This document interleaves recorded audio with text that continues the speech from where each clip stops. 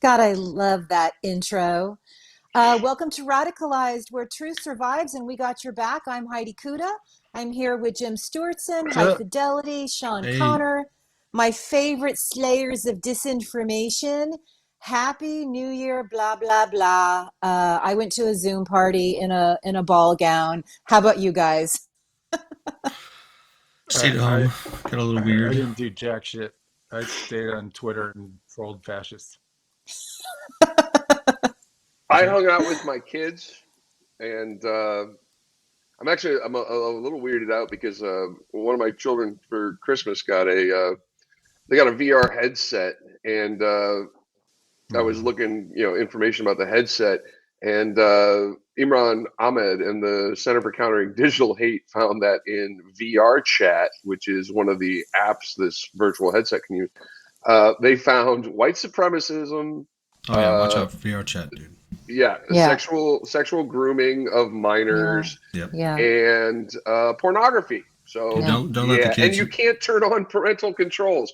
Good Yeah, job, yeah. Facebook. yeah. Don't let VR chat Well, mess. Yeah. Meta which is why we do this show. Meta. didn't get sued. Meta. Uh, yeah, well, their name change doesn't hide the fact that they're No, it doesn't. mm, anyway. I Sorry. like I like feta. Feta Metas. sounds good. Don't ruin feta for Com- me. I love feta. combination. Feta is good shit. Oh Anyway. my gosh. Well, I'm super happy to see you guys. I think that, oh my gosh, we have just an important show coming up, a super, super important guest, Hardeep from Byline Times. It's going to be an amazing start to the new year. Obviously, we have January 6th anniversary coming up, so we'll be doing some reflecting on that. I'm feeling very somber about that. But let's just jump right in. This is a show about disinformation. Hi-Fi just mentioned Imran Ahmed, who was our guest ending the year, the great work that they're Fantastic doing at guess. the Center for Countering Digital Hate. I'm so over the moon excited that we have the editor of Byline Times with us today. Like, we are just on fire. And Hi-Fi, let's just get right into it. Word of the week, phrase of the week. What are we looking at? So our word phrase of the week this week is controlled opposition. And what is controlled opposition? Controlled opposition. Thanks, Sean. Controlled opposition is when one side in a competition either creates or infiltrates the opposing side to cause chaos, disrupt their actual opposition, uh, just so they can win. It's a dirty tactic. It's dirty tricks, and you see it a lot, a lot in politics. Hell, you see it on Twitter. Um, yeah, controlled opposition.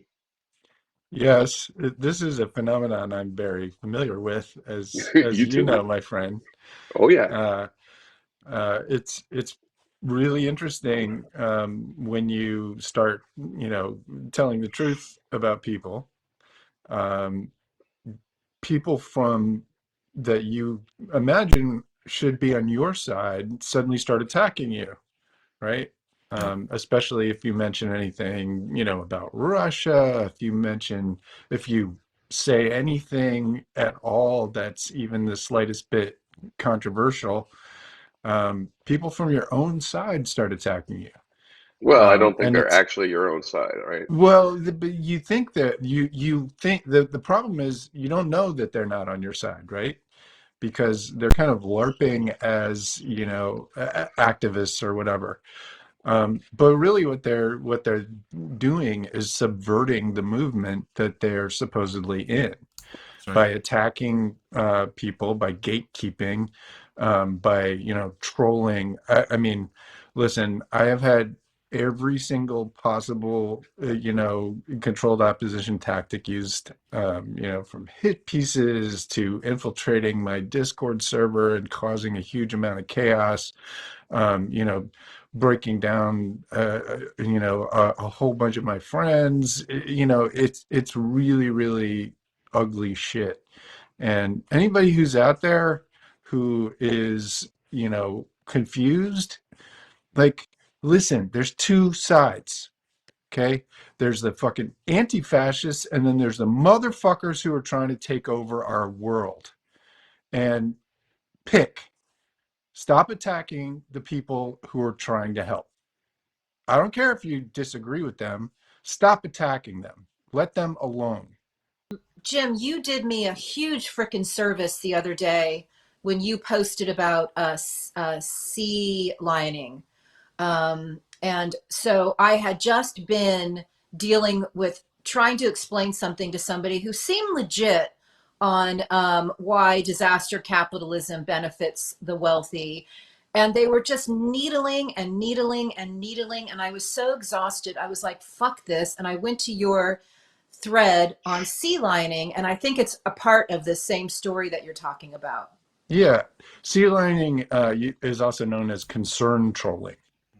So what happens is people who are trying to discredit you, to bring you down, to attack you, to divide you from your friends and allies will come and start asking questions. Oh, I'm concerned that, you seem to be very speculative. I'm concerned that you're very, focused on Russia. Are you a conspiracy theorist? I'm just concerned, right?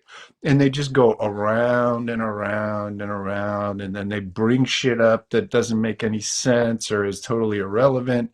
And then other people, they will tag other people in, and suddenly it will become a party, in social media around trying to discredit you about shit.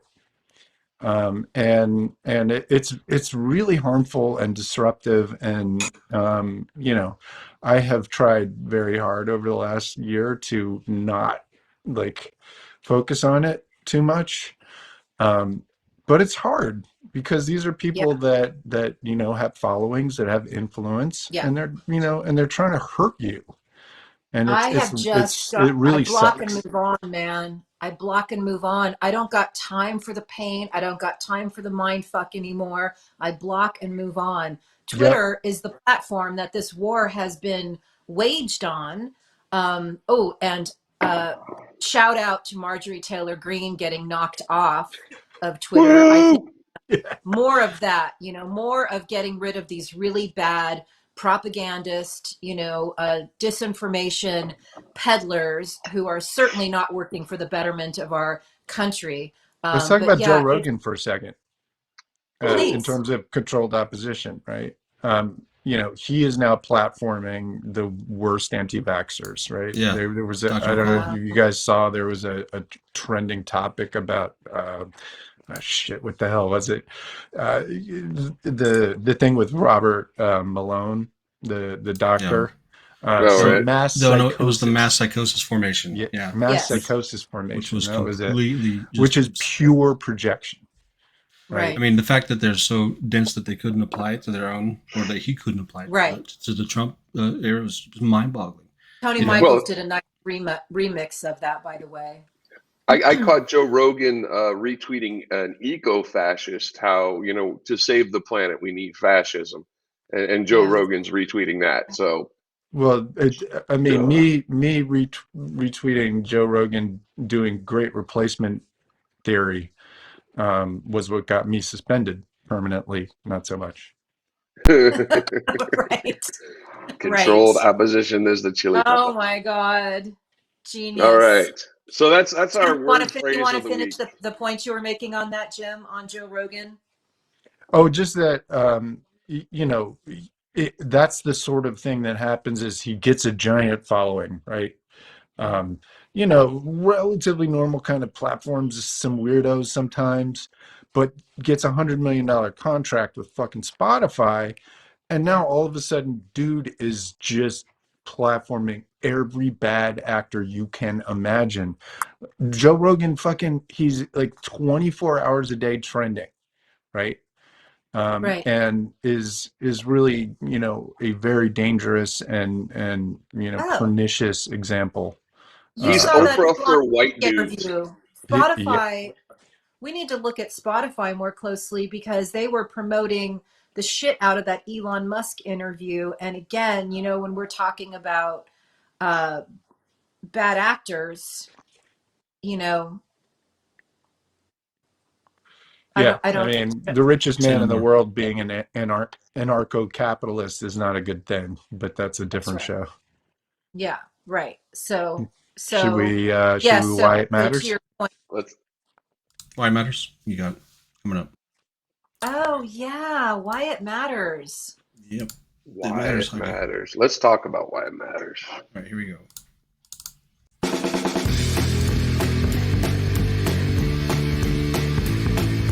Why does it matter? Why does it matter? Why high fidelity? All right, let's talk about why it matters. So, first story this week, Ghislaine is guilty. A jury found Ghislaine Maxwell guilty on 5 of 6 counts related to her role in Jeffrey Epstein's sexual abuse and trafficking of minor girls between 94 and 2004. Why does that matter? Because hopefully now we're going to start seeing some movement on the men who were, well, they engaged in sexual abuse of minors. These were most likely high net worth or high political value targets. Um, the FBI carried out, I forget what it was, I think it was 24,000 CDs, images, all sorts of compromat on probably very rich, very powerful people, and we have not seen anything. One thing we did learn during the trial was that Trump flew on the Lolita Express a lot more than he claimed to. And, if we start looking at Ghislaine Maxwell and start looking at her father, Robert Maxwell, how he was tied into the Mossad and the KGB, possibly CIA contacts, you're going to see that there is a global intelligence network that is working to take people out. I mean, it looked very much like Jeffrey Epstein had a giant honeypot operation that was just there Yeah. to, suck in a bunch of rich, influential people, to his network. And he pulled in some big names, man. You got Bill Clinton riding on that plane. You got Bill Gates. You got Les Wexner. You got like Prince Andrew. You've got all sorts of fucking people who obviously, did very, very bad shit. Not to mention Donald Trump. That's Yeah. right. And And and going back to fucking Acosta, who Trump put in his cabinet, who's the guy who got Jeffrey Epstein an 18-month fucking like half in home like sentence for all of his crimes, and got the records sealed. Like, it's very, very obvious that this is a network of people, and I'll shut up. Alan Dershowitz, yeah, Captain also, Underpants. and there's a reason Alan Dershowitz was on his fucking impeachment legal team, yeah. right? I mean, It's what because Ghislaine they share criminal history. That's right. What Ghislaine knows could take down nation states. There's no question about it. And her father winding up, naked, floating in the Atlantic is possibly a foreshadowing of, more to come. Obviously, we saw how things ended with Jeffrey Epstein himself. I do hope that, there will be they will be monitoring Ghislaine, unlike what happened with Epstein, where we still have so many questions. I do think that it is promising. There was a breaking news story this morning that a case will be continuing with Prince Andrew. To your point, Josh, hi-fi. It seems Politically. like the people who were the Johns in these affairs are still continually getting a pass. And I hope that this is a sign that 2022 will be rich with indictments for some of these truly, truly bad actors. All the investigations that I've done in my past, which looked at human trafficking and the global connections with human trafficking. When I first read the original Jane Doe indictment against Epstein and Trump, it read like every human trafficking indictment I ever read, except that the pocketbooks were much bigger. So let's hope that, let's hope we see some action in 2022 beyond what's already just occurred. Well, if there is any truth, decency, and honor left in the FBI, they will be transparent about the evidence they found, and they will start bringing charges against those people who committed those heinous acts. And if there is not, I weep for humanity. Get some tissues, buddy. That was beautiful. I know. Put.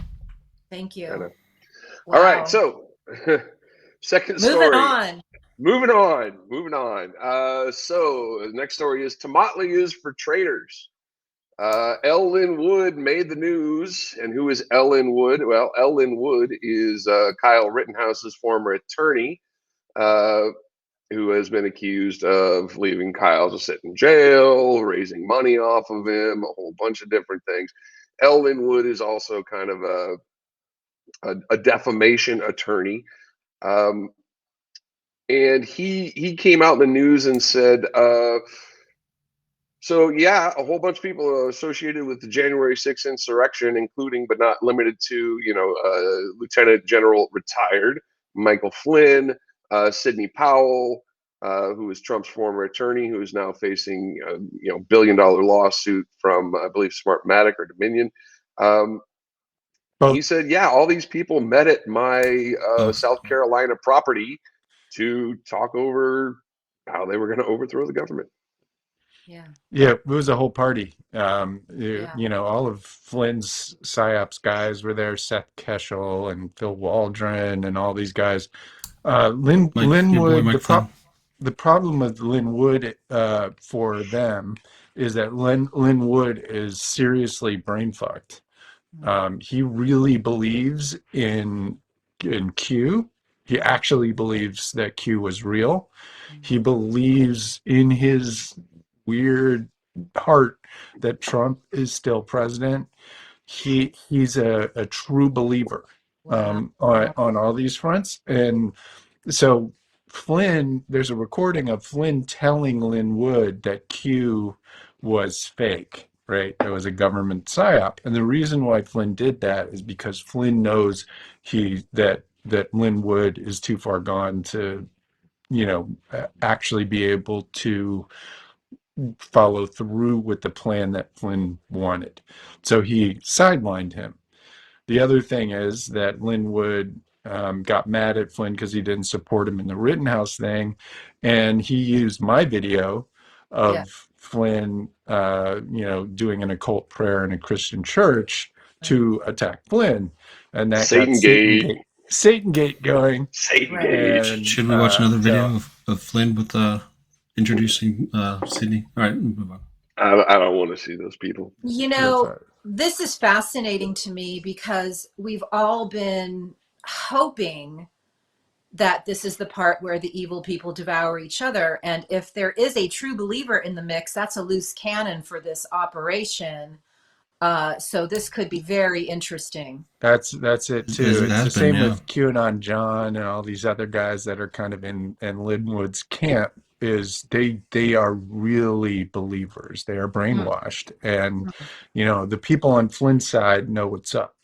And I would like to bring up, since the word phrase of the week is controlled opposition, even going farther back in Ellen Wood's history, the fact that Ellen Wood represented a woman named Elise Clority against Joseph T. Lonsdale and lost, and the fact that Ellen Wood represented Pedo Cave Guy, which is a terrible name, against Elon Musk and lost, makes me wonder if Ellen Wood was not controlled opposition for these tech oligarchs. Anyway, let's move on. It's fascinating. And as Sean said in our rundown meeting yesterday, you didn't know this, but he was sending me a text going, how does Hi-Fi remember all these names? I said, because this is his life's work right here. tracking and taking down this transnational mob. Well, Not it's a network, and I've been yeah, doing networks for 20 plus years, so I'm right. really good at remembering the things in a network. So Yeah, Yeah. like John and Patsy Ramsey. Yeah, he represented them. He did. He represented them.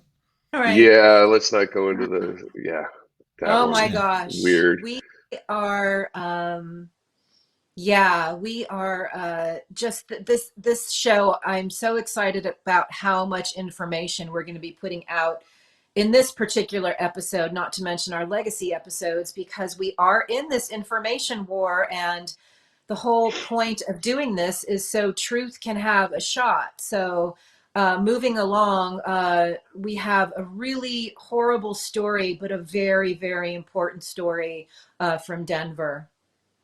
Yes, dysfunction and death in Denver. Lyndon McLeod, who was the apparent shooter in a killing spree in Denver and Lakewood, Colorado on Monday, he left behind books, videos, podcasts, social media posts that show he was a misogynist, that show he was into toxic masculinity. And as a result of who he was, what he believed, he went on a murder spree and he killed 5 people. Yeah. Not only did he do that, but the books that he published and that he was selling on Amazon, self-published, named the people that he murdered, and the manner in which they were murdered.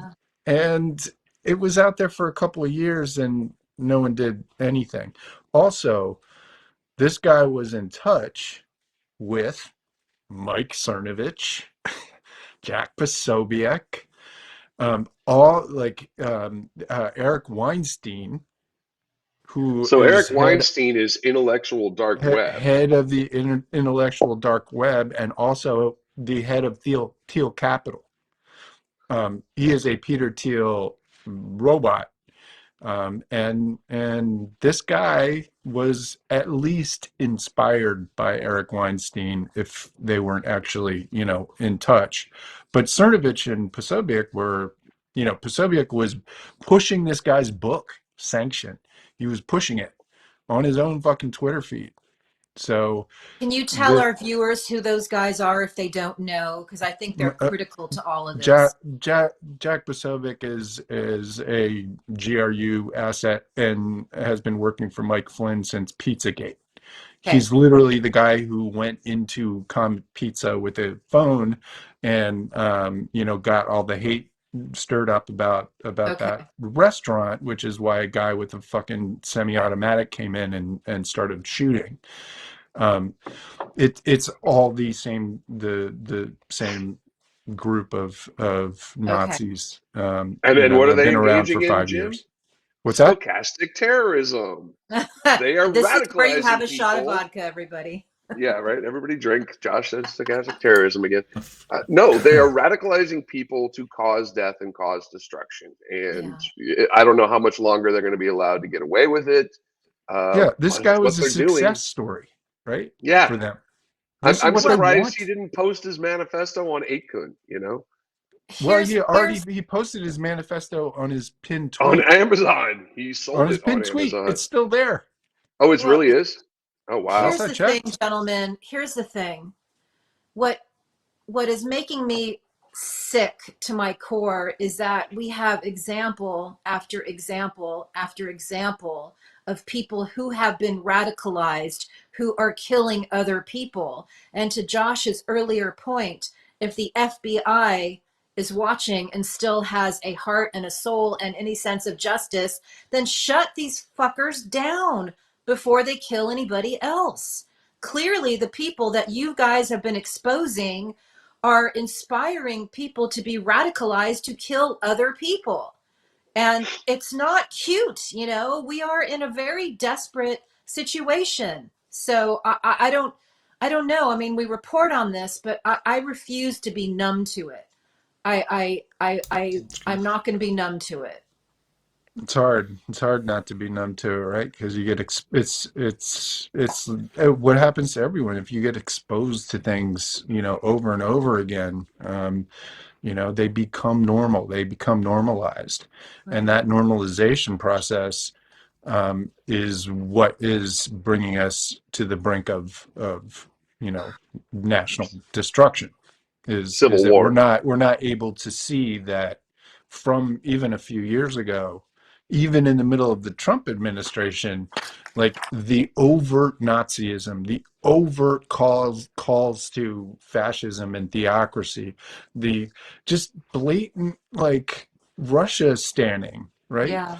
All Yeah. of this stuff is insanely dangerous, and it just ratchets and ratchets and ratchets until all of a sudden we're in a place where people are just running around murdering people. And speaking of ratchets, Marjorie Taylor Greene was knocked off of Twitter today. LOL.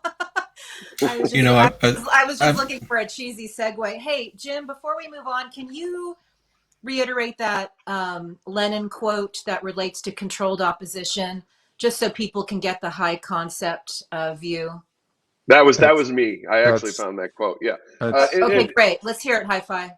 paraphrased, what it means is if there is going to be competition, best it be us, Okay. Thank right? you. I just think it's important that people can, China and Russia are very used to controlled opposition. America is not as used to some of these tactics that date back, a century. this is a Um, good segue into I think my yeah. first piece. Yeah, the actual quote is the best way to control the opposition is to lead it ourselves. okay. There you Thank go. you. Before we get to Hellscape, can you just do, Sean, can you do a quick legal bullet points? Because we have a few things that are worth noting if we haven't already done that. Sure. Yeah, this quick addendum to White Matters Yeah. was the Jessica Denson Trump lawsuit, where she signed the NDA and the non-disparagement clauses. That Great. was she won her suit in getting those thrown out. So Great. she tried to form a class action, and the judge sided with her, saying that Great. the non-disclosure and the disparagement clauses were overly broad, which they were. He tried to define, whenever you have an employment contract, typically you will sign an employment agreement, and in that there's something about confidentiality. Well, what they did was they smuggled in this NDA, and within confidentiality, it was basically anything that Donald Trump deems confidential, anything that So if he says it's confidential, then it has covered under the NDA, which is outrageous because that means anything that he All wants right. to do, right? So that was a huge victory. It's a huge win for people, for consumers, for rights advocates, and especially against Trump, because these NDAs, he used these things, he weaponized the NDA Yeah. and the judiciary to keep people quiet. And so once Yeah. this judge ruled on it, it's fantastic. Okay. Sackler. The Sackler family, who is the owner of Purdue Pharma, which produced and profited obscenely off of opioids, they entered into a settlement agreement for $4.5 billion at the bankruptcy court from a bankruptcy judge. Well, that has been overruled by a higher court, and the judge ruled that the bankruptcy court had no business in making that sort of agreement. So now part of the agreement was that they had immunity. They had this bizarre immunity from all other cases that would be filed against them. That has been overruled. Okay. So now that it will probably go to the Supreme Court. So we'll see. But as of now, that settlement that made the Sackler family, who's I think greatly responsible for the horrific opioid crisis, has made them immune from any further lawsuits. That has been overturned. So now they can be named in suits. But Well, they're murdering drug dealers, right? And Yes, it's not right. just the Sacklers, but the Teva, who is a maker of generic opioids, has also Yep. been ruled as being liable. So they're going to be held liable for So the another opioid huge crisis victory as well. for the consumer advocates, because they can now be named liable, which they were. Thank you. And before we move on to Hellscape, I think it's really important that, Josh's Hi-Fi's always had this theory that if we were able to do a map that overlays the areas where people have really been radicalized and really believe in Q with areas that actually had major, opioid exposure and, significant, crises in their communities, we might see some sort of a serendipitous, synchronicity. And I do think that that is something America is going to have to look at, now and in the future, because I do think that addiction. Well, it's easier to mess with people's heads if they're drugged. Just period, end of story. Yeah. And I think also the fact that the FDA has in no way, shape, or form they have not done a root cause analysis of what failed inside of their organization that allowed the opioid epidemic to Yeah. happen. And they won't do that. Crazy. You know, as we were Well, talking they about, need to. the They FDA need has to. has a dual mandate, which is to police the drugs and that things that are provided to sell and market, and increase, you know, their revenue. The revenue, the 80% of their operating revenue comes from the companies that apply for sale for drugs. So I mean that was changed, I think, in the 70s. But I mean, I always thought it was for our taxes. Well, not anymore. Right now, 80% of their operating revenue comes from corporations that apply when they want to have a medical device or a pharmaceutical sold on the market. That's where the Well, money that's comes from. kind of like a corporation paying the firm that audits it That's to right. audit it. I mean, And the agent problem there is just massive and needs to be eliminated. And there's a well documented revolving door between people that work in the FDA in those positions of leadership, and then they leave and they work for the industry. Yeah. So they'll leave the FDA, then they'll go become consultants to help companies. You know, Maybe some of them are controlled opposition. I can tell you stories about that gentleman, but not today. I want to get right to Hellscape. Let's do it. Jim Stewartson's Hellscape. Oh, fuck. Oh, fuck. What you got for us, Jim? So we were talking about controlled opposition. And one of the most valuable documents that I think people don't know enough about is the Senate report on Russian interference, put out by a Republican Senate committee, that lays out a whole lot of what's happening in our country. And this is a couple of years old now. And here we go. This is again from the Republican controlled Senate committee. Russia's information operatives are unencumbered and can support any and all perspectives. The Kremlin can simultaneously support far right and far left movements as long as they are in competition with one another. This is really, really important. It goes directly to what we were talking about in terms of controlled opposition, right? So you've got people on both sides, far right and far left, who are extremely upset anytime you bring Russia up, right? You got a whole bunch of, like, you know, you got Taibbi and Aaron Matei and fucking Gray Zone and all these fake leftist LARPs that are actually there to provide cover for fascists. Aaron Matei, by the way, from Gray Zone, is the guy who invented Blue Anon, which is what I got attacked with for a year and a half. Yeah, and you still continue to be controlled attacked opposition is really important, and it's really important to know where it comes from, right? There's a reason they are defending Russia. They are attacking people who, who expose this Russian interference. And it's not crazy people. I ain't crazy. It's right there. The fucking Republican Senate said so.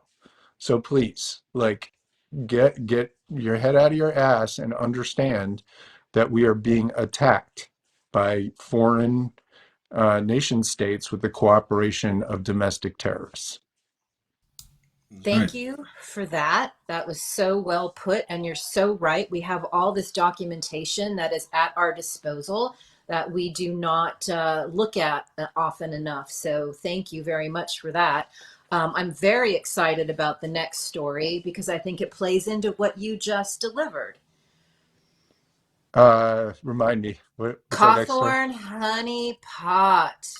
Oh, Madison Cawthorn.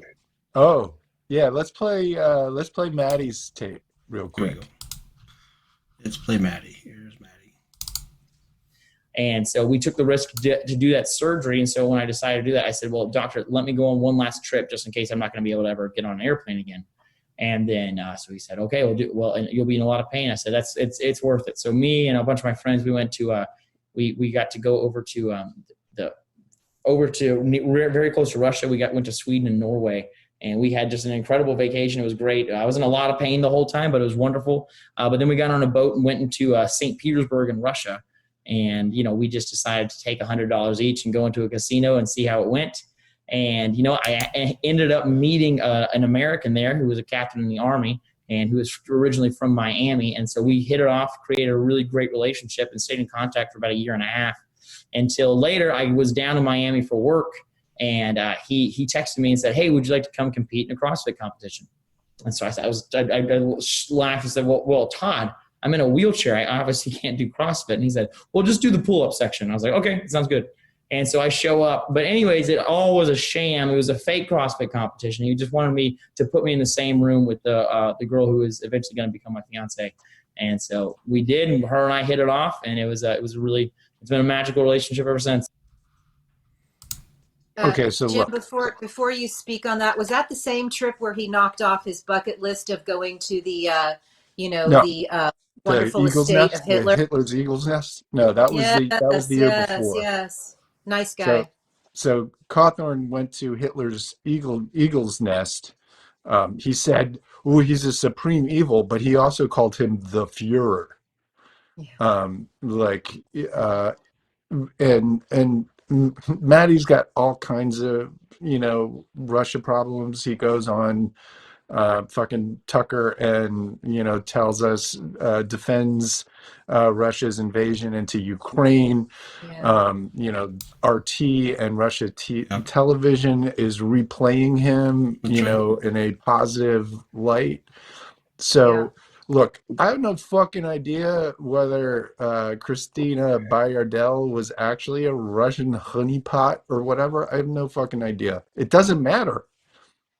What matters is that this kid, this 25-year-old kid, went to St. Petersburg, met a dude, and then all of a sudden, a year and a half later, his wife introduces him through a fake competition to his wife. Now, somebody needs to fucking find out what is up with that. Right? Yeah. Jim, there are no casinos in St. Petersburg. There are no legal casinos. And so what the hell is he talking about? He said he talked his way in, that he literally wrote bribery. So again. So let's point out two things here. St. Petersburg is the gangster capital of Russia, and St. Petersburg is where the troll operation was. The Internet We have Research so Agency. many ties to St. Petersburg. My head's going to spin. Cambridge Analytica, you just keep going. There's always Prigozhin. Danny Prigozhin, set up the IRA there, the Internet Research Agency. And Putin, So look, got to start laundering money there. This goes back to the whole controlled opposition thing. So I did a whole thread on Natty, showing all the weird Russian shit that he's been up to, and I got attacked again in the fucking press and Twitter, as some kind of conspiracy theorist, right? Yeah. What the fuck? What are you talking about? Dude said it himself that he went to St. Petersburg, met a dude who then fake introduced him to his wife. Yeah. And then Maddie goes into Congress at 25 years old, the youngest person to ever go into Congress. Who himself says that he, had head trauma and was mentally impaired by his accident, is in Congress now simping for Putin. So somebody tell me why that's not fucking weird, and why somebody shouldn't find out what is going on with Madison. And we know about the guy because in one semester of college, he got 150 women to sign a letter saying, this guy's a sexual predator. He needs to go. So he has serious vulnerabilities, but I will tell you that anytime I see somebody literally draping themselves in the flag, the first thing I think is Kremlin cutout. I'm sorry. Well, but he also draped himself in the flag in front of the St. Petersburg Cathedral. That's where that picture was. He's How in many- St. Petersburg, Yeah. talking Wrapped in a about Mother flag and Russia. carrying a cross. I mean, Well, how many it people will be- how many people that you've met on a trip that you keep in touch with for a year and a half? Not many. Well, How many of those people that you keep in touch with for a year and a half trick Here's you the other into thing. going to an event? None. I mean, it just doesn't happen. The story is I'm bizarre. looking forward to her reassignment. You know what I mean? Like, we'll see where this is going, because they're, apparently divorcing, and all the beautiful images of her, her incredible, fitness, and maybe they just decided to.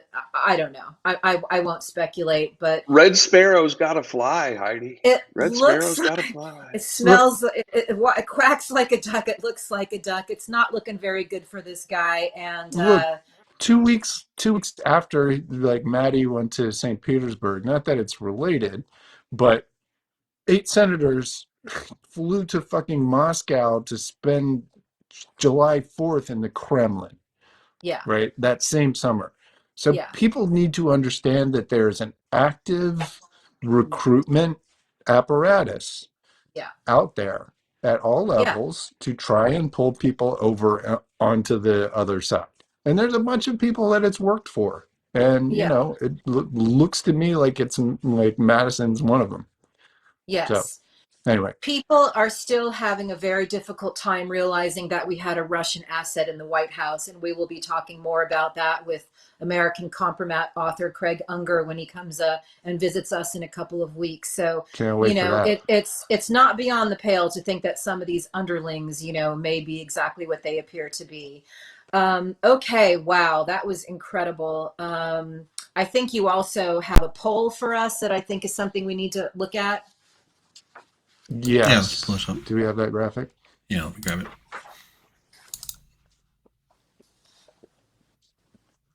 Yeah. So this is a poll that was taken a couple weeks ago that shows the most stunning thing to me is 6% of Republicans think that Joe Biden's victory in 2020 was definitely legitimate, right?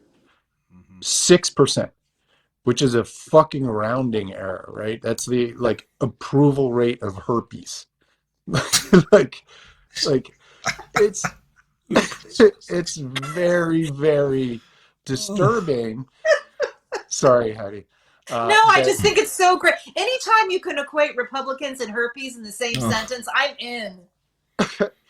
So, that it means 94% of the Republican Party, which is effectively 100%.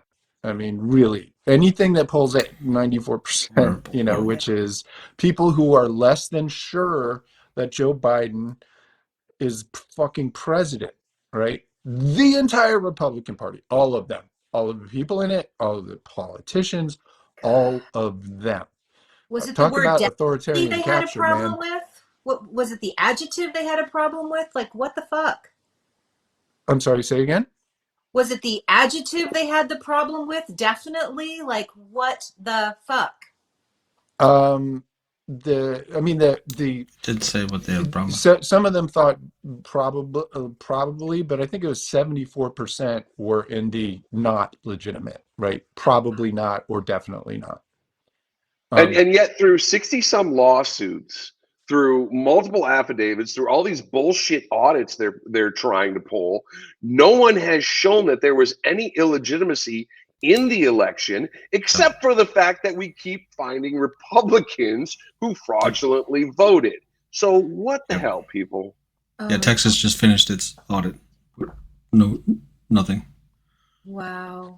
Yeah. Anyway, I thought it was an important. It is important, Jim. And because until we realize that we are more divided than we were in the Civil War, which is literally true. Like, the country wasn't even remotely as divided in the Civil War as it is now psychologically, right? Wow. We have the people who live in reality and the people who don't. And the people who don't want to kill the people who are. Yeah. And that's both ways. So we live in our reality. We think they don't. They think that we don't live in their reality. Well, and the Well, difference is but one side we actually is have the has advantage of weapons. actually having reality on our side. Yeah. But one side is very well armed, which is super frightening. And is genocidal, is Very spreading important. neo-Nazi ideology.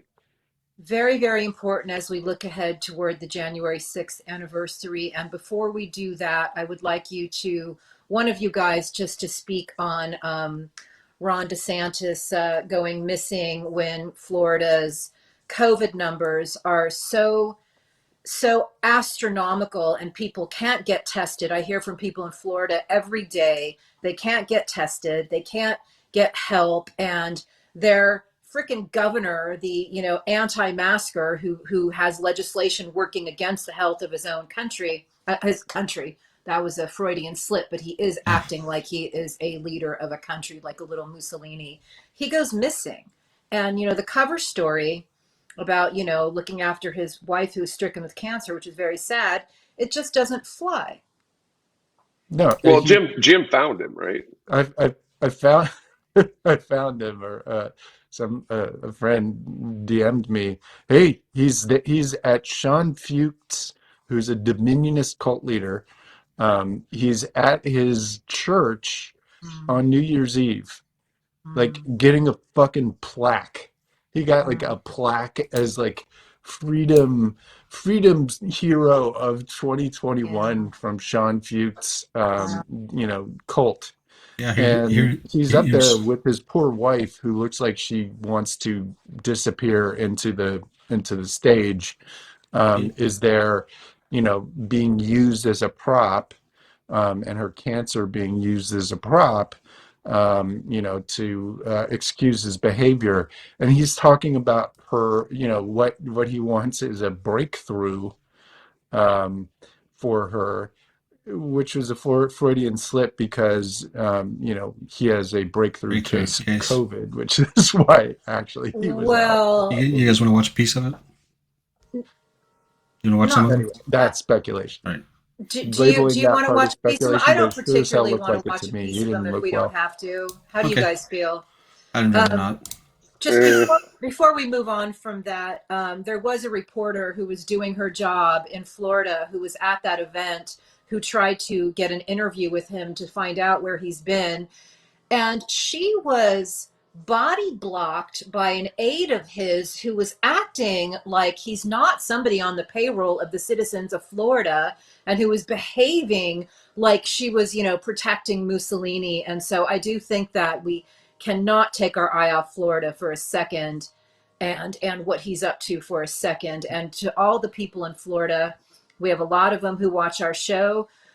Our hearts go out to you. We know that you're a blue state who's just been fucked. So we know that you guys are there, and we see you, and we care, and we hope that your family members get through this horrible period. And one thing I want to say before we move on to our guest is, because I knew that there was going to be a lot of controlled opposition, a lot of disinformation, a lot of propaganda around January 6th, and there has been, you remember the, oh, they're just tourists line. I did take the time to do a free press article where I transcribed every single word that the police officer said at the very first January 6th hearing.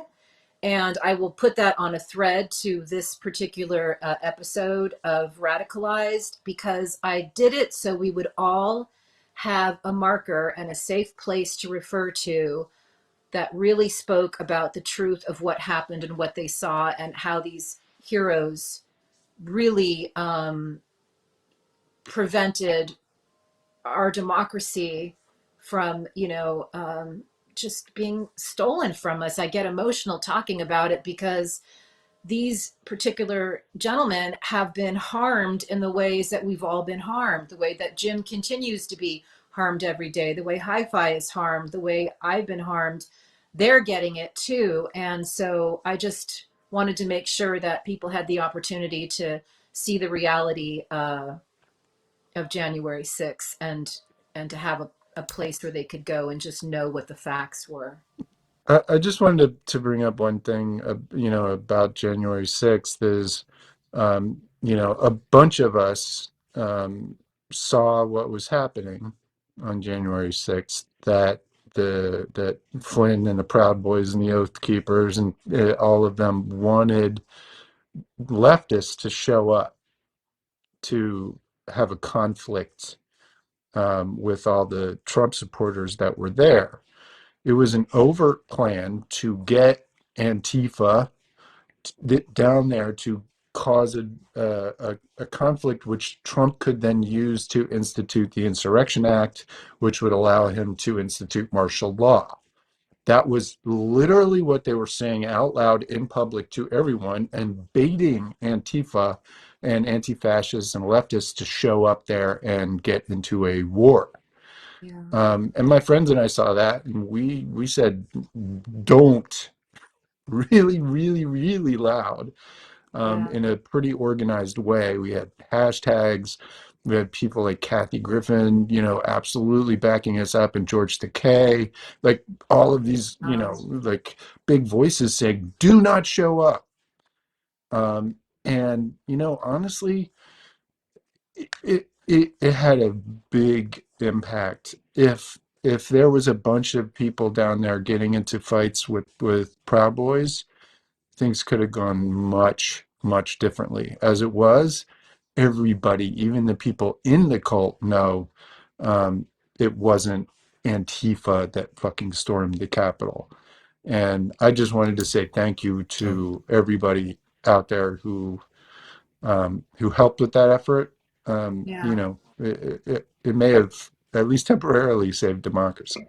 Well, thank you so much for your service. I'm so glad that you have those tweet threads that are still available for people to look at and reflect on some of the things that we did right. And by not showing up, I think we have a shot at still beating this, Well, it gave us a year. back. I wish we hadn't frittered it away. We have until the midterms, basically. Yeah. Yeah. Man. Should we get our guest Wow. on? Well, Yeah. Thank you so much for that super rich news, block that you guys gave us. We have a lot to think about and a lot of work ahead of us. And I'm so thrilled that, Hardeep is going to be with us. Hardeep Matharu, she's incredible, and she's going to be bringing us a lot of the news from the UK and some of the intersections between Brexit and what happened with the Trump fuckery. She's awesome.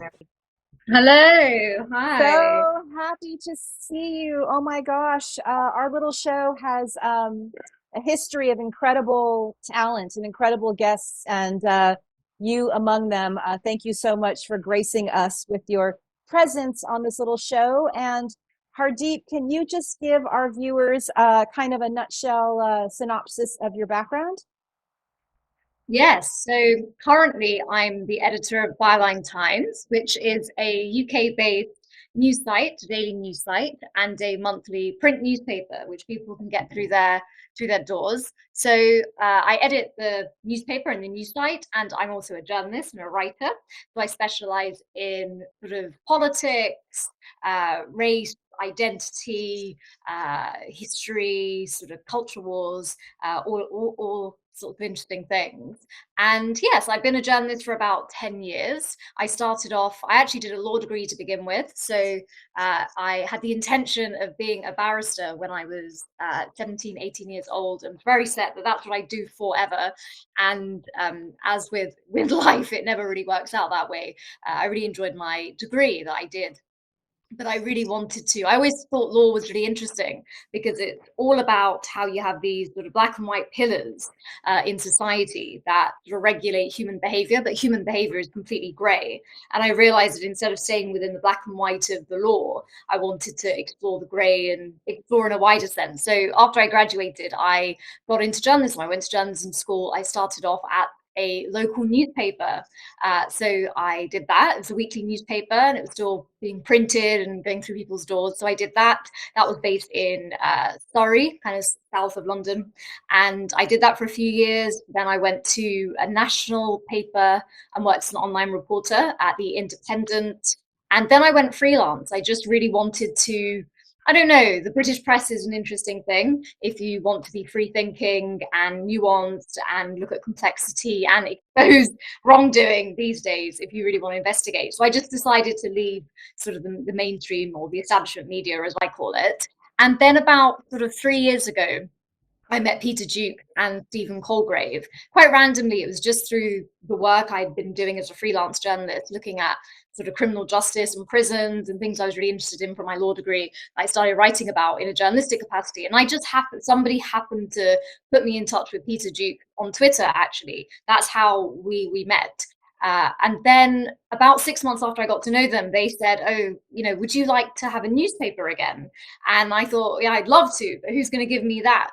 And then we had the idea of Byline Times, and the whole point of it is looking at what the papers don't say. So what are the issues, the investigations, the corruption, the injustice, the disinformation, the weaponized culture wars.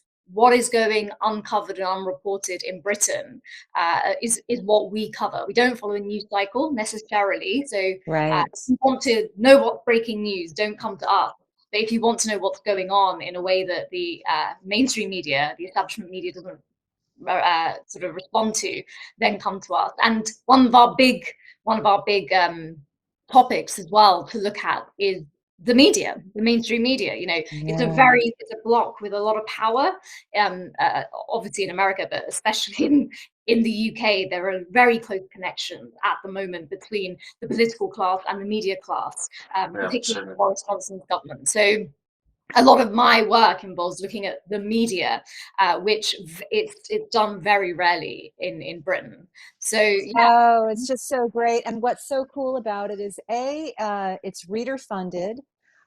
B, it was created out of urgency. I'm grateful because one night I was threading something that Peter Jukes had written, which was really important, and we met cute, and I sent him like 16 pitches, and he's like, okay, let's get started. One of them being the story that I did with Jim Stewartson on QAnon and his work, which actually is what spawned this show. So it's kind of an incredible virtuous circle. And this show focuses on disinformation.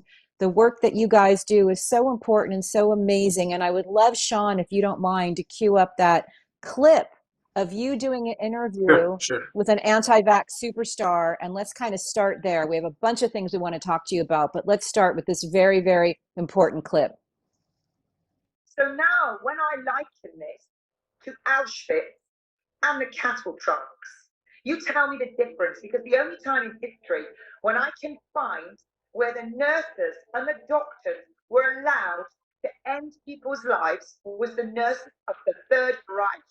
They took them into these places, institutions. They removed food, water. They gave them cocktails of drugs to kill them. The nurses of the Third Reich are here today, and we now have the nurses and doctors. But where is the evidence for what you're saying, Kate, around you likening this to Auschwitz and the Holocaust, which I think a lot of people will find deeply offensive? Where is the evidence? I don't care if they find it offensive.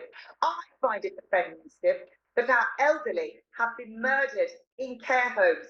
Stop being a special snowflake and saying you're offended. They are killing our elderly, our most vulnerable. And I said, this is no different to the death camps. And then I called the... I'm sorry, I couldn't take another second of that. That's really important for multiple reasons. But one thing is that her son came on your show and basically, obviously disputed everything that his mom said. But we see that here in America, the same narratives weaponizing history in ways that we, are so offended by. And what kind of was the result of that interview? Yeah, it's really interesting watching it again, because I just feel exactly how I felt in that moment, which was I felt really really profoundly disturbed. And it's interesting because obviously this is part of our Byline TV stream, which is our YouTube streaming channel, which has been going for nearly a year now. And regular viewers of it watch that clip. People who regularly see me present or talk in some of these videos. And quite a few of them commented about how frozen I look. And I was really, really shocked. It was very disturbing. It was the first time I had such close proximity with somebody who was espousing those views, you know, anti-vaxxer, anti-lockdown, comparing the coronavirus to what was happening with regards to doctors and restrictions to Auschwitz. It was really, truly shocking. And the reason I found it so shocking was because I thought in that moment, you know, I've always had such faith in journalism and about truth and justice. And I think it's so important to expose what is really going on, because if people can see it for themselves, then the reality, which is always there, will inevitably collide and they'll understand something. But in that moment, I was so disturbed because I understood that this was beyond me. It was beyond anything I could say to this lady. It was beyond trying to put her claims on a par with me presenting all this evidence as to why they were false. It was sort of, she was beyond that. She was not interested in listening to facts or evidence. She was sort of in her own world, you know, and we talk a lot about this at the moment with the different realities that people are living in. And she had a huge and it was impact. Her impact is what's so shocking too, because she has basically led tens of thousands of people to believe in this. And so these influencers who seem so crazy to us are having like super real life impacts. Yeah, so this summer, I mean, she was very prominent in the centre of London in Trafalgar Square. There were lots. I mean, there was only a few occasions. I think that's important to say as well. You know, most people in this country are not out on the streets protesting against lockdowns or vaccinations. But there were a couple of occasions in the centre of London quite prominent this year. And yeah, she was there, definitely. She's definitely one of the sort of de facto leaders of this. And it was interesting talking, as you said, Heidi, her son. Actually, we then talked to him several months after I did this film with her. And he was just saying, you know, he kind of said I'd approached it in the right way in terms of just letting her espouse her views so everybody can see what this was really about, i.e. about logic. It defied logic, it defied sort of a reality that we share. And he had said that growing up, he had tried to, at times, talk to her and make her sort of see sense, and it just didn't work, to the extent where he's now moved to Hong Kong, you know. But he was saying for him it was a philosophical problem. And so in that moment I was just, you know, I did think, God, how do we as journalists tackle this? How do we do that? And at the end of the day, I think what I was most pleased with was that, you know, I was never going to make her see the error of her ways, but I think the method I used allowed a lot of people to see what she was about. And I think she really believed that. She really believed, and she did have an impact, which was really scary. They absolutely do believe it, right? She's under undue influence, clearly. You know, the colloquial version is brainwashing, right? She has no capacity to be logical about it, because it causes her cognitive dissonance and literally causes her mental pain anytime she thinks of a reality that, you know, isn't what she's talking about. And the most disturbing part for me is the Nazi stuff, right? Because what they're doing is sort of softening the global idea of genocide, right? They're accusing the other side of genocide while they're putting in all of these incredibly anti-democratic, racist, misogynistic kind of ideologies that actually do approach the Nazis.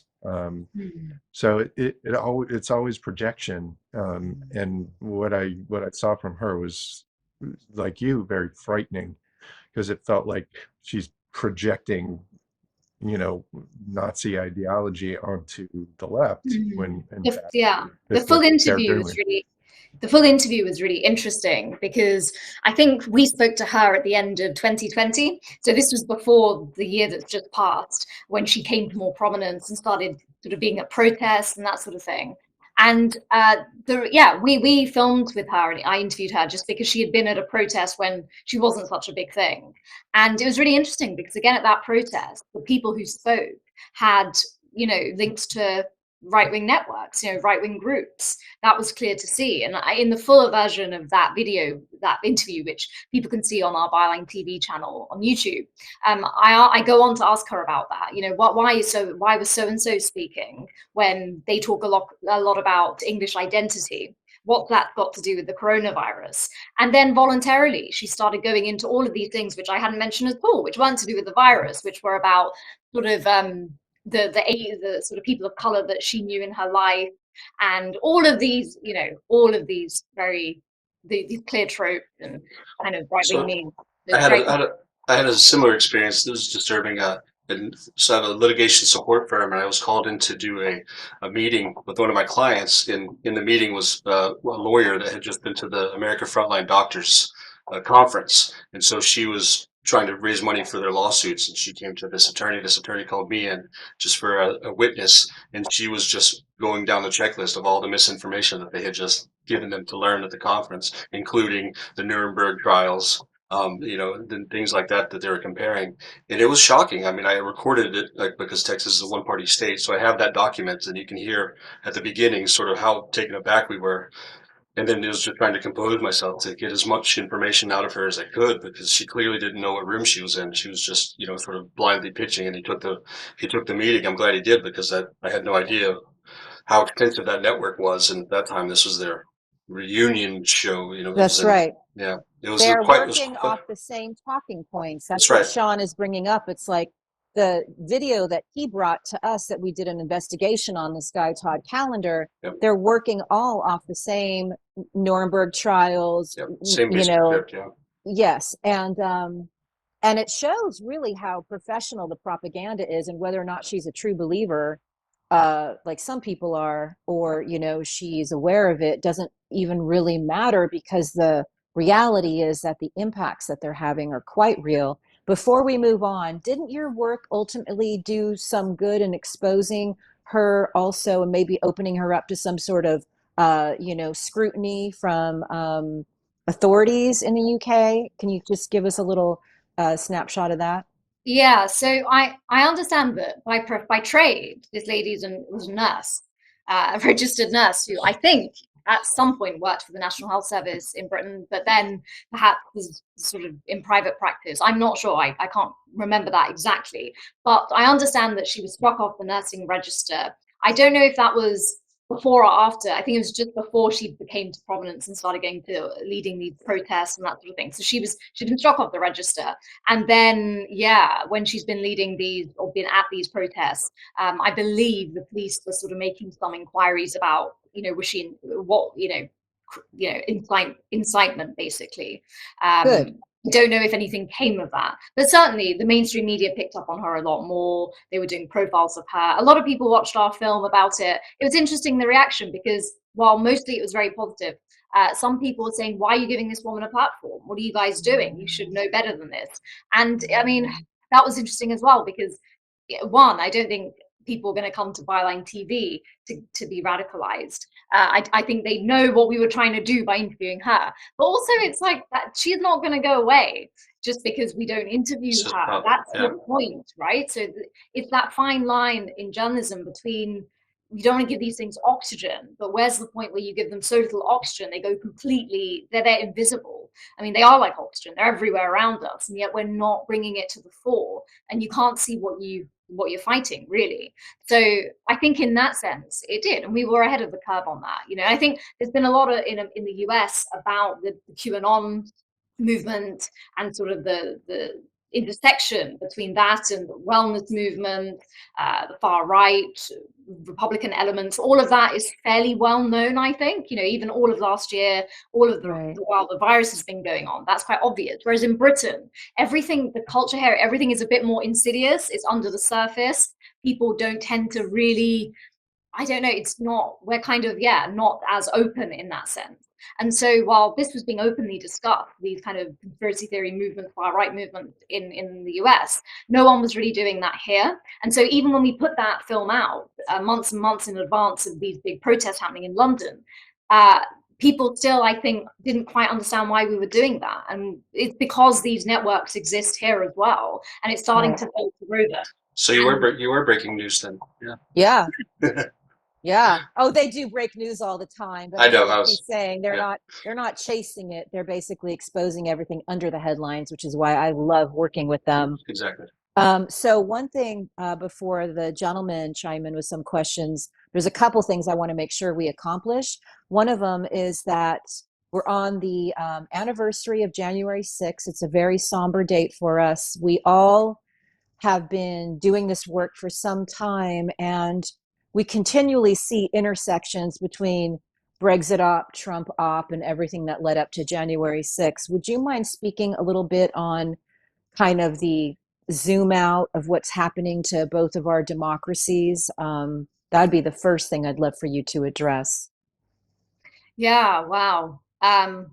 It's really interesting having, obviously, because I've never even been to America. I'd love to come, and I've never. We can't wait to have you. Yeah, I'd love to. I've never actually been. I'd love to come. And obviously, I didn't live through the Trump years, but obviously, the whole world was watching as the US lived through those years. And I think the fact that America got rid of Trump, lived through it, and the democracy is still intact was a profoundly good thing for the world, especially after what we saw on January the 6th. Having said that, I don't think that's the end of the story. I'm no expert on American politics, but that's not the end of the story by any stretch of the imagination. I think what the Trump years showed us was the vulnerability. Democracy is by its very nature vulnerable. And I think this very toxic mix of social media, disinformation, and all-out culture wars, and various things about people feeling that they're culturally being left behind, and sort of divisions and race wars being created. It's all very toxic. How that links to Britain is interesting, because obviously we have Boris Johnson as the Prime Minister, and he is the sort of the leader of our revolution, our Brexit revolution, which was, I call it a revolution because I don't think any of us going through it at the time realized what this referendum really was about, what it actually would symbolize, what it would mean, what it would come years down the line to lead to. So currently, for example, there's a bill going through our parliament which has the ability to strip British citizens of their citizenship without giving without having to give notice to that person. And it will potentially affect millions of people in Britain who have, like me, have different backgrounds from other countries, etc. So that's where we're at. We're at a very kind of authoritarian, populist government. Again, it's different from Trump, but there's all sorts of things going on in terms of the curbing of the rule of law. There's very little accountability from the government, there's voter suppression sort of laws which are also being brought in here. None of this stuff was ever something you'd see in Britain before, but it's all coming in, and it's all under the Johnson government. And Boris Johnson, as we know, was ahead of the Vote Leave campaign, which was one of the key campaigns pushing for Brexit during the 2016 referendum. Him and Michael Gove and Dominic Cummings, their advisor, they all ended up in the government we have now. And so certainly on Byline Times, we refer to it as a Vote Leave government. Peter Dukes refers to it as the rump Trumpocracy. He refers to it as the rump that's remaining in this country of the same forces, of the same divisions, of the same tactics, of the same dark money, the same networks across the, That's right. the Atlantic. And I would say he's right in that. It's very interesting what's going on with sections of the Conservative Party, which are very conservative. The right wing of the Conservatives do care about religion. They do care about, they do care about sort of curbing the rule of law and curbing protest, which is going on. And there are various links that we've documented, and you've helped document, and Sean Norris has helped document, Heidi, about how those are linking to Europe as well as America. And so I guess to answer your question, is we sort of look at America and think, wow, thank God you managed to get rid of Trump. How the hell do we do that here, where our democracy, again, it comes back to this thing I was saying about insidiousness. It's really I always think America is a country which at least knows when it is at war in itself. Britain is a country which does everything it can to not openly talk about the structural flaws at the heart of the British state. So we don't have a written constitution. The whole system relies on convention and sort of customs, really. So the thing we're seeing with the norms. So the Boris Johnson government is essentially how do you deal with bad actors who come into power on a system that is based on good chaps being at the top of the system?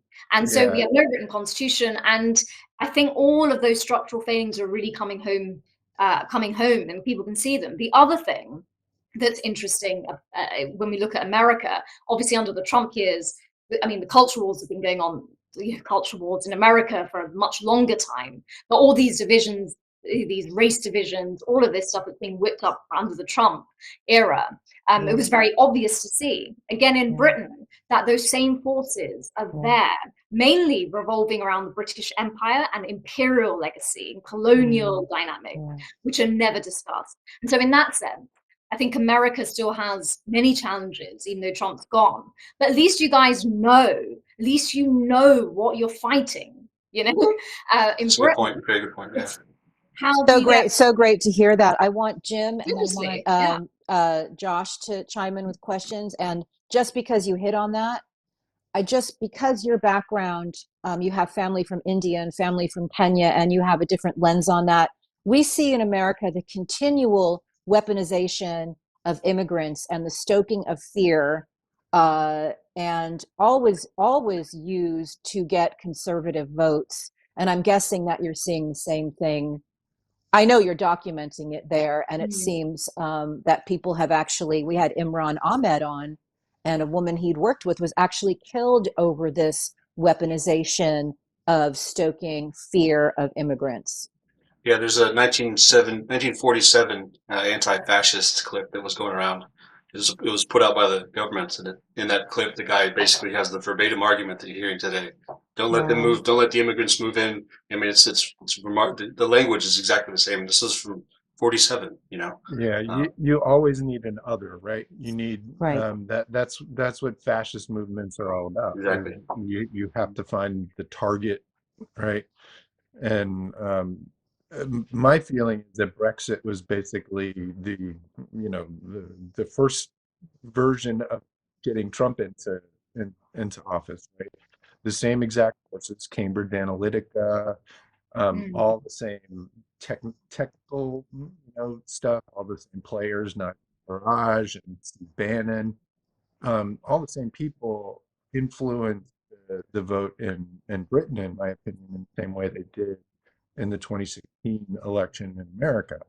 And we have that documented, but nothing was ever done about it. Like 2016 was basically they stole Brexit, and they stole the 2016 election through a bunch of psychological warfare, basically.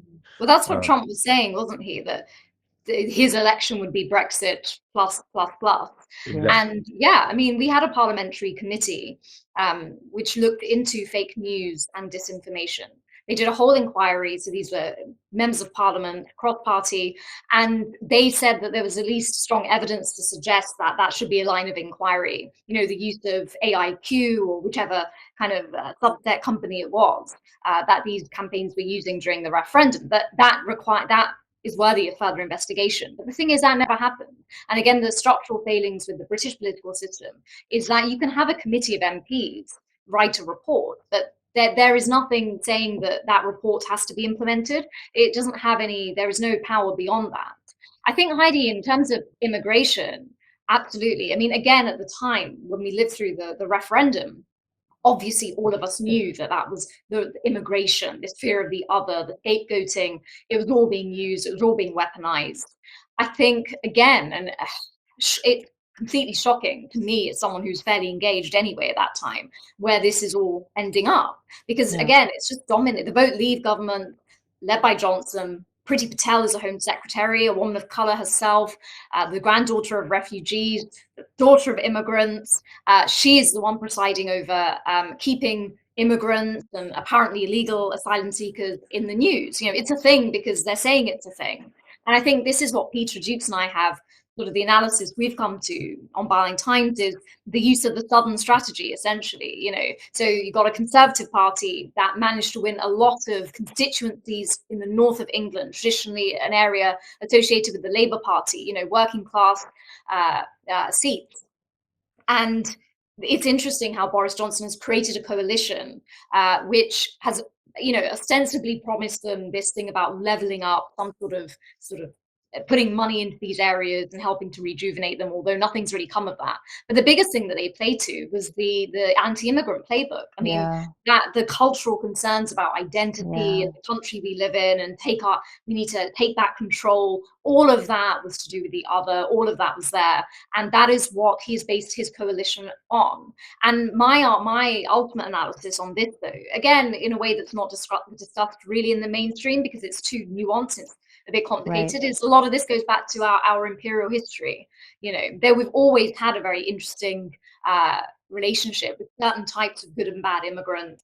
But again, it's all under the surface. And the biggest thing that they seem to be using now is, Britain can't have any problems with racism or weaponizing race or divisions around these things, because we have a Home Secretary who is a woman of color, and we have various senior members of the government who are men of color. And so that is actually actively being used as the answer as to why Britain doesn't have an issue in that sense. And I just find that I went to see, sorry, it's a bit of a diversion, I went to see the new film of West Side Story the other day. It's a lovely new film, and I just thought it was so ahead of its time. I mean, that whole film is about different races and ethnicities and cultures. God, America was looking at that stuff years ago. I'm telling you, in Britain, we're still at a point where we're saying, oh no, we don't have many of those issues. And also, Priti Patel's a woman of color, and that has solved everything. I mean, it beggars belief.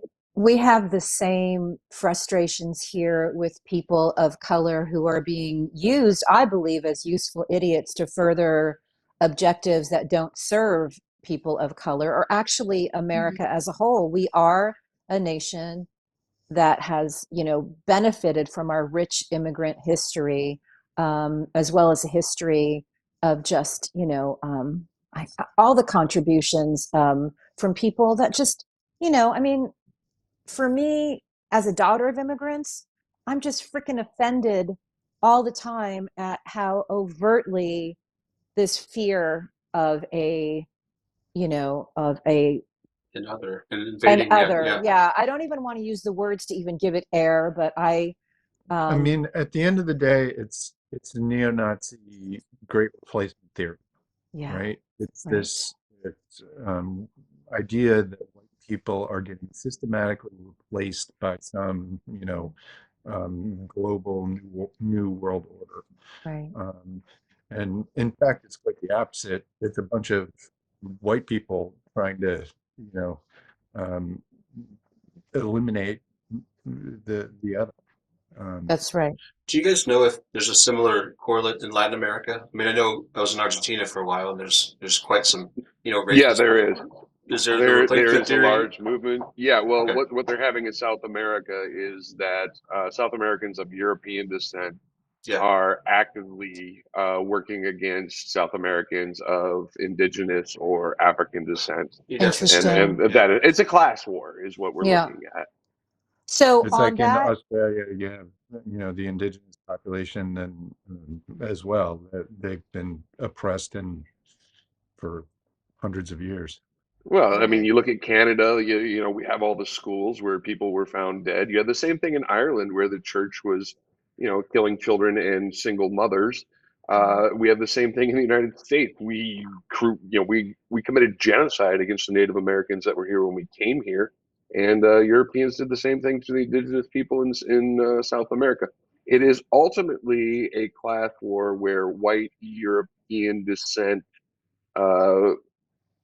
there's the white European working class, which is being controlled by the white European, I'd say, landed gentry, and that's been the case across the world for eons. and it really needs to stop. And I think what's happened both in Brexit and both in the build up to Trump is that when I just revisited the Mueller report and the indictments that came down against the, the St. Petersburg troll operation. I just revisited the midterms indictments on that Russian op. And what they were so good at was stoking both sides of the wedge, like just wedging between, races in America.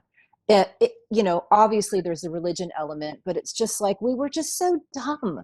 And if we learned anything in the 60s, it's that divided we fall. And we continually allow the weaponization through propaganda and disinformation of dividing people who essentially would benefit from, democracy continuing. And I know that, I know from just personal experience from a friend who's, Ruth Ben-Ghiat, who's a major fascism expert. She studied Italian fascism. She's just a gold mine of information on understanding the playbook. Her mother, who lives in the UK, watches RT. So her mother voted for Brexit. Her mother, it has her head filled with all of this propaganda, disinformation. And her daughter is the one who's saying, the house is on fucking fire. Mm-hmm. Yeah. It's really interesting because it's, I've written about it before and I mention it, but both of my parents voted for Brexit, which people found really perplexing, which it is not really, because I wasn't surprised that they did.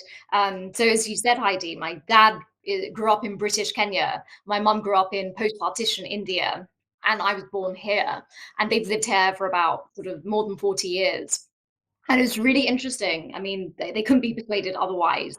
Me and my siblings all voted to remain. And it was just really interesting why they did that, though. And when I dug down into it, there was a lot of complexity. I mean, I think to some extent there was that disinformation element, all of the scaremongering about all the people from Turkey and the Middle East that are suddenly going to come to Britain, all of these kind of awful posters, and there was all of that stuff, which I think was just, it's like the water we swim in. So once you're around that and you're watching the news and you're even watching something like the BBC and they're reporting on these sorts of claims, then it seeps in. But the other thing is a real complexity that we don't look at all in Britain about its own history. We just it's all of our history is sort of weaponized or suppressed. So my parents basically felt that they feel more British than British, and it's a common thing that immigrant families tend to say. We're British, we're not other. So we feel that this is our country and we don't need Europe. And they had no connection to Europe because why would they? They don't see any connection to Europe. So that's one of the reasons. We really love Britain, we're British. But the other reason I probed was around this love-hate relationship. They also felt that the countries they grew up in, they were colonies of the British. And Britain did some really bad things in those countries, like India, Kenya, complete subjugation, and a lot of Britain was created off the back of that. Yes. And so both my parents felt that, if there is a loyalty to be had to certain blocks in the world, then why should it be Europe? It should be places that have that Commonwealth, that imperial connection, because Britain's done some things that it needs to almost compensate for. And so there was a really interesting dynamic, this love-hate thing. And all of this, there's so many reasons why people will have voted for Trump or Brexit. But I think the most concerning thing to me is that we're not even really properly going under the surface in Britain about the complexity of it. Culture wars started as soon as sort of the Brexit was done in the last couple of years, and we started with the Johnson government, and then the culture sort of wars were whipped up. A lot of them are very manufactured, and the government hasn't really won them. But there have been various points that it sort of hasn't, managed to capitalize on them as they would have liked. But there has been this push to talk about empire and history and woke and war on woke and all of this stuff that has been whipped up. And I think some of that does seep in, but it ignores completely the complexity that actually sits beneath all of this stuff. And my parents don't regret voting to leave the EU. That's the thing. They don't regret it. Even now, when all the effects of it are coming through and it's quite negative, they don't regret it, because what they believe, The problem is no one is tapping into why they believe those things, Right. or even thinking that they could. So it's Right. very interesting. I would So love, Is there, yeah, oh, go for it. is okay, there so a, here's a Shauna, you're gonna go yes, or am I gonna go? You go go, ahead. Shauna. Sean, Josh, Jim, Heidi. Is there a country or a governing body that you would point to that has enacted rules or legislation as a result of the things that we've seen from 2016 on? Has enacted good, like sort of good measures to Right. guard against. Yeah. I know France has done a few things, but I'm not too up to, you know, I can't think of one. I was asking if you knew of any that we could look to. Or is Not it, really. or we're that far behind? Yeah. So all these governing bodies are still this far behind and not getting certain things moved, you know. And especially on tech as well. Exactly. Yeah. Right? I'm But running into the same problems here in the U.S. is that you have to educate the judges, you have to educate the judiciary, you have to educate the lawyers when you go in front of them and try and bring a cause of action. Even have anything to do with almost anything technology based. It's very, very slow going. Yeah. Okay, so my question is, should we look to the victory of the Liberal Democrats in North Shropshire? Should we take that as a sign of hope that the UK is starting to get it, and you know, the Tories, the Conservative government, needs to go? Yeah, good question. Thank you. Because we all like talking about North Shropshire because it was this moment at the end of last year that was quite hopeful. Yeah, really interesting. It's a constituency that has been Conservative for hundreds of years. And right at the end of last year, there was a by-election and the Conservatives lost the seat for the first time in its history. It was won by the Lib Dems. And it was a very interesting election in that, in some ways, that result, I mean, obviously it was kind of shocking, but it was unsurprising because of the context it had come into. So what we're seeing now is the culmination of 2 years worth of, I mean, obviously the tentacles of this stuff reach, you know, from into time that passed, quite a lot of time that's passed. But in the immediate couple of years that we've just had, there have been, I mean, there is so much incompetence at Boris Johnson's government in handling the coronavirus crisis, Brexit, general incompetence. But what's really starting to now seep to the surface is the corruption at the heart of it. And again, in Britain, we don't like to mention the word corruption because, of course, Britain can't be corrupt. It has the mother of parliaments and all this stuff. And that is exactly what makes it susceptible to corruption, because we have this exceptionist view that we definitely could never be corrupt. And corruption is a process. It's a corruption of the political state. You know, it's not necessarily to do with people handing brown envelopes to each other. So there's definitely corruption. The corruption of the democratic system has been going on. Byline Times has done a lot exposing that through the cronyism that's gone on. All these. Oh, you guys have done incredible work on the cronyism. So we only have a couple minutes left, but yeah, it is hopeful. I'd love some final thoughts from the guys. And my final thought is that for those of us who knew who and what Trump was, it was very obvious. And he was a grotesque as far as I'm concerned. I find Johnson far scarier because he has that likability factor. And is there anything you can tell America in like a line or two about why we should be concerned about Boris Johnson? Because I genuinely think he is incompetent. He's not good at the job. He's not motivated, unfortunately, by the right reasons people should be in public office. He is captured by a small group of interests, which unfortunately he is playing to, whether that be financial or social or personal. But more importantly, as you said, Heidi, he is representative of something which is far more concerning about Britain as a whole, which is, or what should I say, England. It's a certain English perception of an Etonian kind of funny, happy-go-lucky guy who talks in a posh voice and acts like a leader, acts like he should be a leader. But underneath it, if you look into his eyes, they're very hollow. What does this man believe? Why is he doing any of this? Why did he want to do any of this?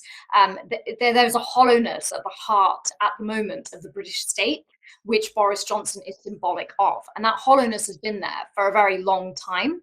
Unfortunately, I think the hollowness is sort of is actually a form of corruption. You know, there's a lot of corruption that goes on in that hollowness, these hollow men, basically, that have been running this country for years. So it's not always the sort of brash, overtly out of control people that are dangerous. It's often the ones that typify something that the country feels about itself in a way that is insidious. And I think he is a representation of that. That was brilliantly stated. Gentlemen, final thoughts? Thank you so much. Yeah, I appreciate you. Very, very informative. It's great. Yeah. I was just curious on your thoughts on Peter Thiel. You guys have done some great work on him, and he's obviously got a lot of connections to Britain. I just wanted to hear your thoughts on Peter Thiel, since you guys have really done some fantastic work to the point that Byline does stuff that other outlets don't. Yeah, we have our special.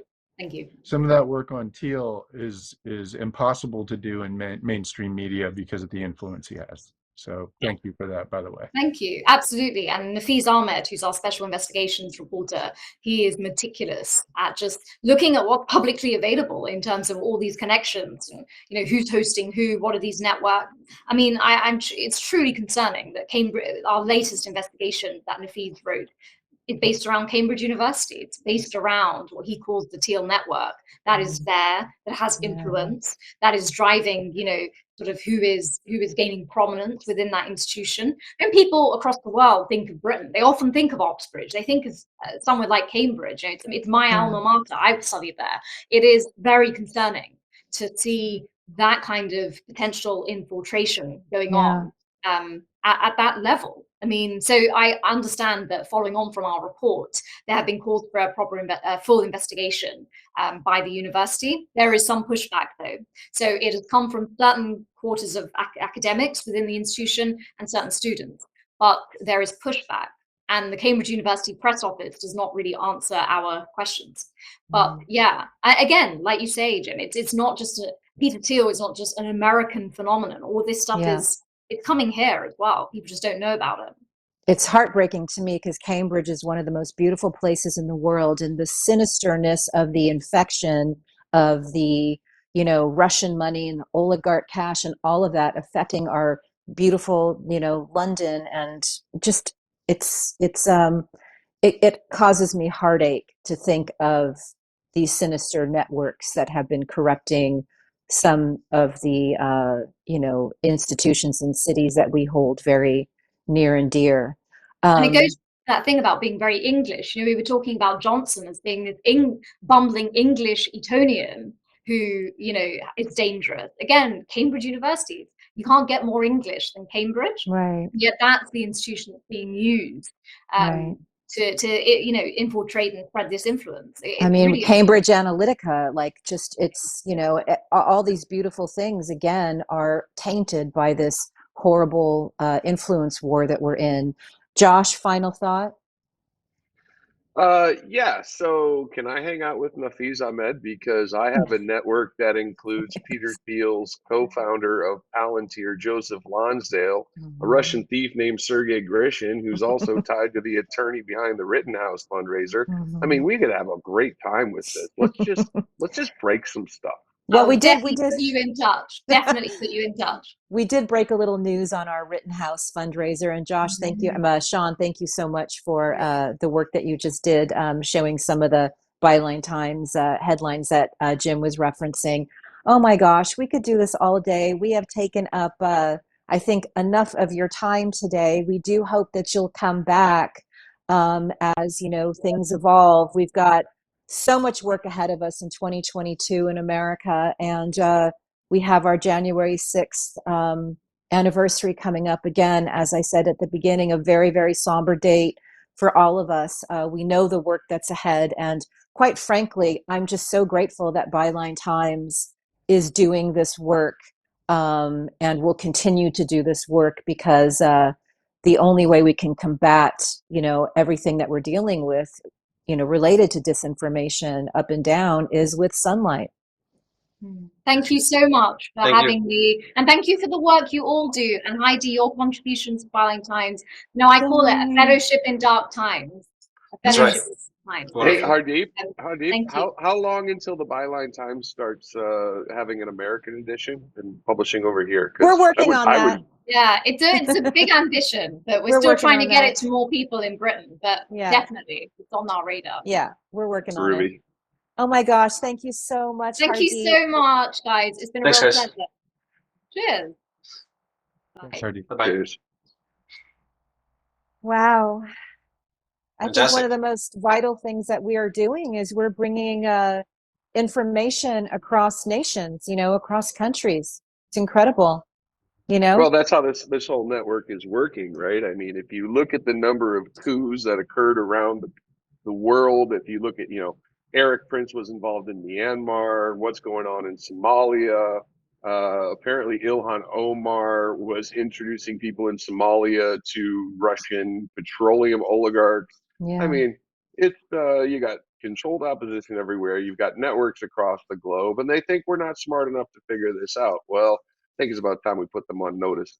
Well, what's interesting about what you just said, and I've been reflecting on this a lot lately over the holiday, is that the world has changed, and citizen activism and all the OSINT work has now, really made it more difficult for the media to continue doing the shitty job that they're doing, because it's little unfunded things like us that are actually bringing the news, as well as all the people that feed us information, who are literally like, disabled people down in the South, or, a single mom in France. Like, it's just, the world has changed. And I'm like many of you, like all of us, we're frustrated that because we know these networks exist and that this corruption is ongoing, We've got this lag between the old institutions, right? Like journalism, like law, all of these things that we've done sort of in the physical real world, right? Journalists used to call people and they go out and meet people. It doesn't work that way anymore. Right. Shit happens every 5 minutes. Right. And well, those institutions are also just haven't adapted, right? Well, they're also subject to authoritarian capture, right? I mean, look how many judges Trump put in. Look at the oligarchs who have gone around the country buying up our newspapers and shutting them down and making them less investigative. And Huffington Post destroyed journalism, period. But we're going to see more of it too, because as you guys know, foreign nationals and foreign entities continue to buy our media. And so places like Byline Times, shows like this are going to be more and more critical. And as long as we are able to think and report for ourselves, it's a civic duty that we continue to do it. Okay, so holy cow, that was amazing. And now we have, from the very incredible, brilliant brain of Sean Connor, a digital Dissent. What do you got for us? So I did kind of a year recap of all my little dissenting videos that I've done that you guys might not have seen. So it's a collection of just, silly, goofy trolls. We have Marjorie Taylor Greene going on Judge Judy for her masking fines. So that'll kick it off. And then it'll go from there. So it's about 4 minutes. And I hope you guys enjoy it as we sort of see what 2022 is going to bring. Do it.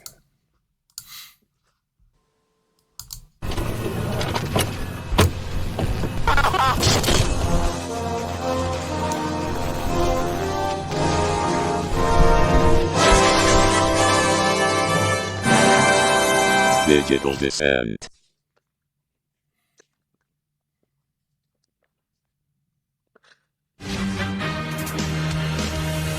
You are about to enter the courtroom of Judge Judith Sheindlin. The people are real. The cases are real. The rulings are final. This is Judge Judy. Exposing all of us to COVID-19. I want you to stop getting hysterical over nothing. And then she turns around and fines us. That's your fault. When after the CDC. Are you out of your mind? And after Joe Biden said it was okay to stop wearing your mask. Would you tell me what the harassment is? This is why I'm filing this federal lawsuit. You want to go into that nonsense? I'm all yours. And another thing is, hey, stop talking. I'm not anti-vaccine.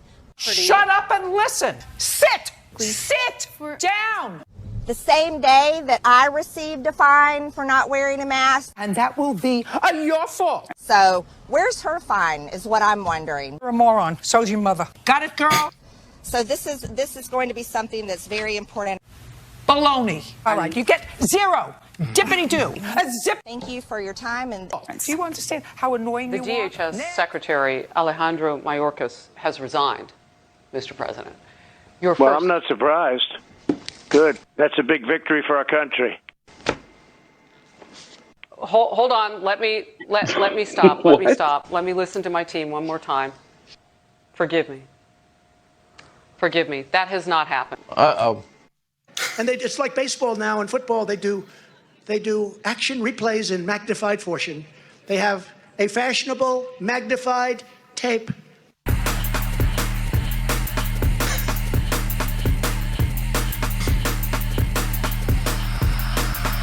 Ruining drum and bass.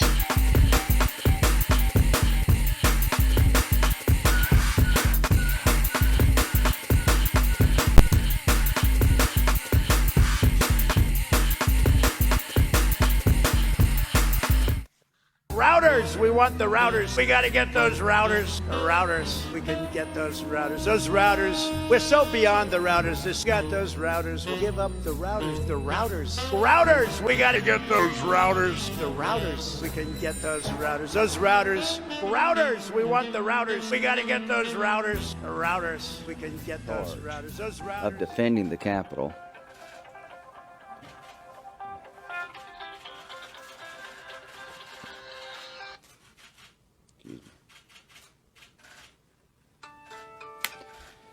Anyone in charge of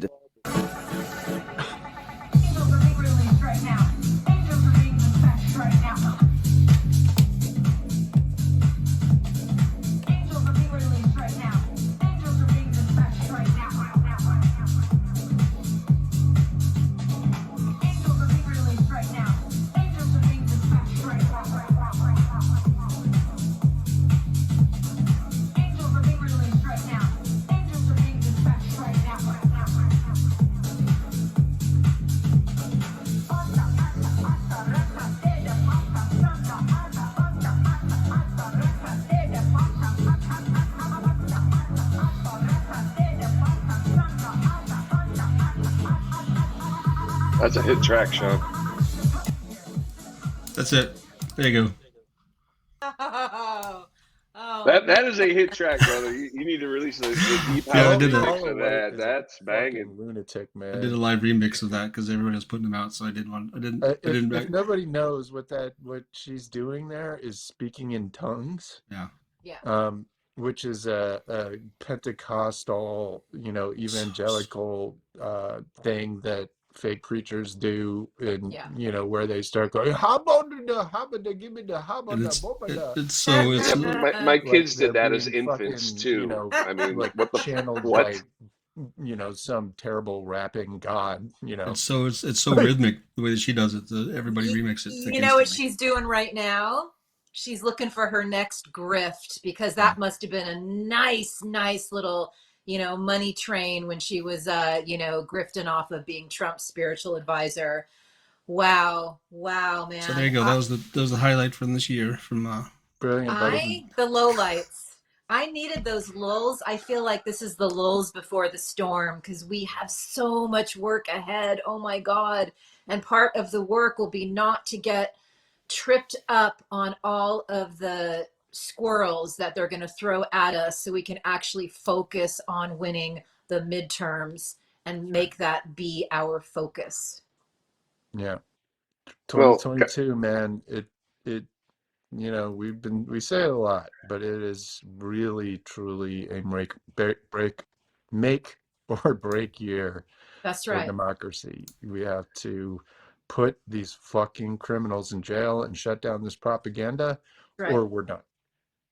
Well, And Heidi, simple. you say that they're going to throw a bunch of squirrels at us, which is fine because being from blue collar stock, I'm used to eating squirrel stew. So, oh my gosh. Well, I will say that the four of us, united we stand. We will continue to do this work. Continue to, I look at the abuse that Jim is getting from blue check marks for doing this work, and the criticisms that we get. Oh, the show's lo-fi. Or all I know is that means we're doing good work. Imran Ahmed let us know that those criticisms, those attacks mean we're doing good work, and we're going to continue to do this good work. And thank you so much to everyone who supported us on this endeavor. It means a lot. And really, as we head into the new year, I wish everyone, joy and health and the moxie to fight these bastards. All right. Let's We'll go. see you soon. We'll Bye. do it. Love you Later. guys. Love y'all.